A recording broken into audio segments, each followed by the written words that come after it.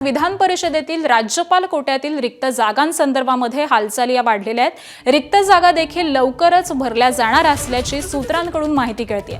तर स्थानिक स्वराज्य संस्थांच्या निवडणुकीमध्ये उल्लेखनीय कामगिरी करणाऱ्या व्यक्तींना प्राधान्य दिले जाण्याची शक्यता आहे। विधान परिषदेतील राज्यपाल कोट्यातील 5 जागा या सध्या रिक्त आहेत आणि त्या भरण्याच्या देखील हालचाली या सुरू झालेल्या आहेत।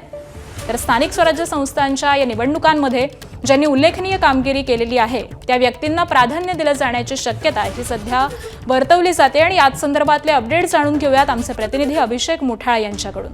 अभिषेक, विधानसभा निवडणुकी आधी जवळपास 5 जागा होत्या त्या भरण्यात आलेल्या होत्या आणि त्यानंतर ह्या 5 जागांसंदर्भातला निर्णय जो आहे तो पूर्ण झालेला नव्हता आणि अशातच स्थानिक स्वराज्य संस्थांच्या निवडणुका देखील आपल्याला पार पडल्याचं पाहायला मिळत आहे। आणि त्या अनुषंगानं या विधान परिषदेतल्या राज्यपाल कोट्यातल्या रिक्त जागांसंदर्भात हालचाली देखील सुरू झाल्या आहे। एकूणच पक्षांकडनं चाचपणी असेल ती देखील सुरू करण्यात आली आहे आणि या रिक्त जागा देखील लवकरच भरणार असल्याची देखील विश्वसनीय सूत्रांकडनं माहिती मिळते आहे। स्थानिक स्वराज्य संस्थांमध्ये ज्यांनी चांगली कामगिरी केलेली आहे पक्षांसाठी त्यांच्या वाट्याला आमदारकी आपल्याला पाहायला मिळू शकते आणि त्या अनुषंगानं या राज्यपाल कोट्यातल्या 5 जागांसंदर्भात देखील निकाल आपल्याला येत्या काळामध्ये लागताना दिसेल।